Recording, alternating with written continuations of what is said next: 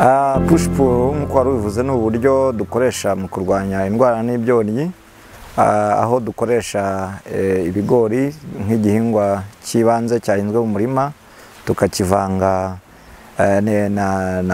n'ubwatsi bw'inka aribwo bwa Desmodium, ku mpande z'umurima tukahashyira urubingo cyangwa ubwatsi bwitwa ivubwe ari ryo twita brachiaria mu ndimi z'amahanga.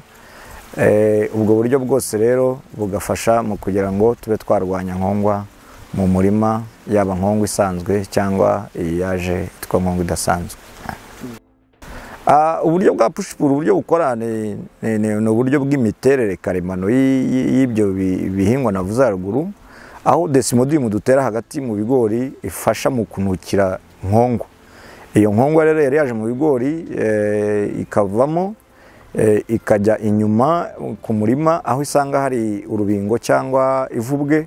Iryo vubwe rero nkongwa igira ngo ni ikigori, ikajya kurya ku mababi yabyo. Kubera imiterere y'urubingo rero n'ivubwe bifite ubwoya, bituma nkongwa itabasha kugenda cyangwa ngo ibashe gushaka ahandi hantu ho kurya kona, bigatuma ipfira aho ngaho. Ni ubwo buryo ikoramo, ariyo mpamvu tuyita hoshi ngwino. Ni ukuvuga Desmodium cyangwa umuvumburankwavu urayinukira, ubwo bukoze hoshi, ikagenda urubingo ruyitegereje hasi cyangwa ivubwe ariryo brachiaria biyitegereje hasi, ari ibyo tuvuga ngo ngwino. Ni ubwo buryo ikoramo.